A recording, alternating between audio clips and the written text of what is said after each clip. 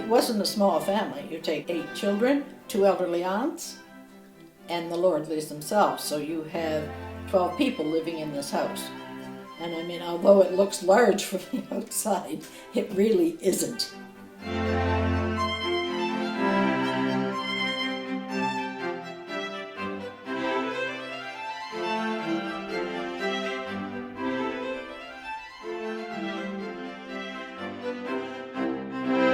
Upstairs, we have a number of small rooms, very low ceilings, but people then were not tall. One of the things that we did find was the original Lordley teapot, which I hadn't even realized we had. We've had teas with Mrs. Lordley, and we had one not so long ago to celebrate the Queen's Jubilee. But as part of that, we found a teacup that would have been used at that time, and it has a very large saucer so that there is sufficient room to put your sandwich or your sweet on and your tea without having to have an additional plate. This room we feel probably was the main bedroom for the master and mistress of the house. It has what's known as a keeping cupboard, which is where they would have kept their prized possessions. At one time it was thought that perhaps it was used as Mr. Lordley's office, but we don't really know. The bed and the dresser are original to the house. This is the Blandford room. It showcases the life and times of fishing families who lived in the Blandford area over the years. During the time that they gathered this collection, there was a historical society that was active in the Blandford area. And when they were no longer active, their artifacts and information became stored with Lordley House. So technically, I suppose you can say the Chester Blandford Historic Society. This room was probably the warmest room in the house because it has a stovepipe coming up through for the kitchen stove, so it would have been warm. It also is the room which shows where the addition was put on. You can see here that the walls are boarded in vertically, which is different, and also the laths are machine cut. You can tell that by their perfect straight lines, which you don't get in the original. During renovations, they made another discovery. Lo and behold, we found a stairwell. And that stairwell went right down beside the fireplace in the kitchen. We also found, when we restored it, a shoe thrown behind a wall for good luck. There were coins on either end of the building, left and right, which we rescued. And other bits and pieces that we found tucked in the wall, for instance, a phonograph, a small one.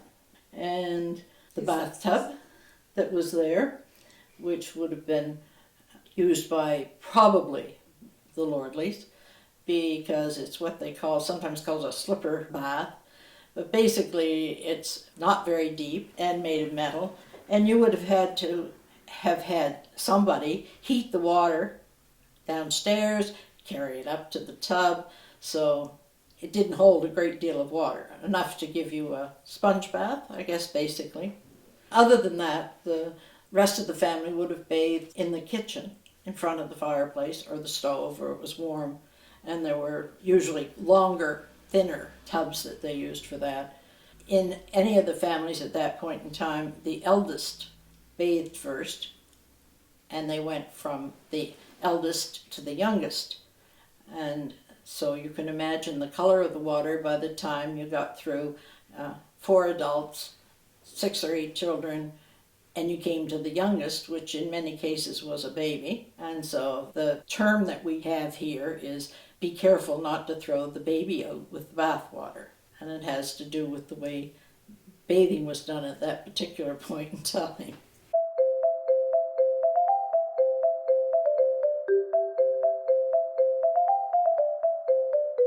And they would have had maybe a good going out, if you will, dress, a church dress.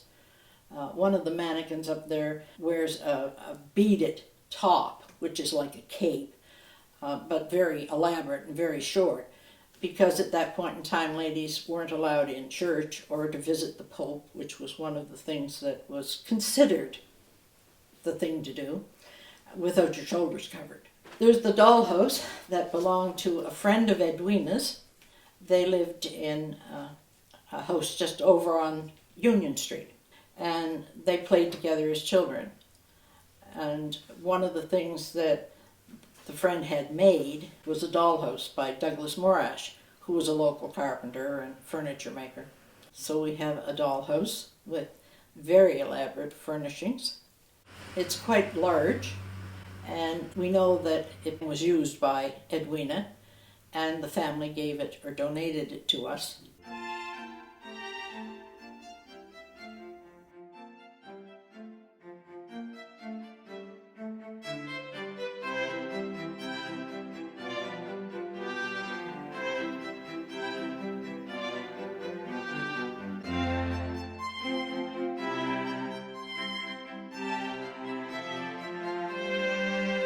On ships, to keep chairs from going all over the place, they put strips of wood around the bottom between the legs, and it didn't go flying around when the ship heeled.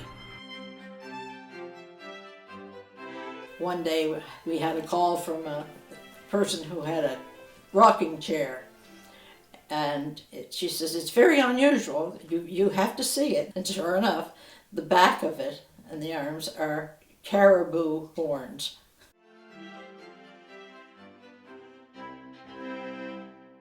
So you never know what you might find. We know that the metal bed that's up there with the heart on it belonged to Edwina from notes that we have.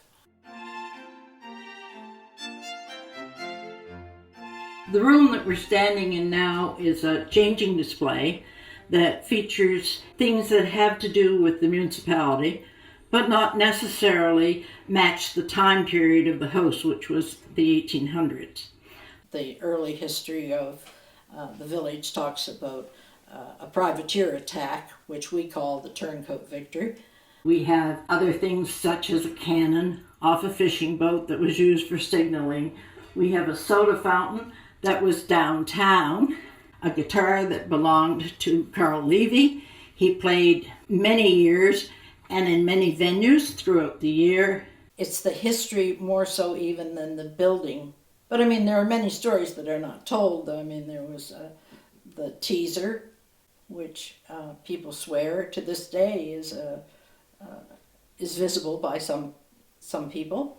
We have ghost stories, of course, that interest people. We have the oldest graveyard, what they call the old burying ground. And so this is, I think, what brings people here. Plus, of course, we've got a gorgeous harbor, lots of sailing and things that people can do. But we're not an overly industrialized area. And stories about how things went on, where the tavern came and how it started and what went on there at some times. And rum running, because we were most definitely involved in rum running. So there are so many stories you can tell.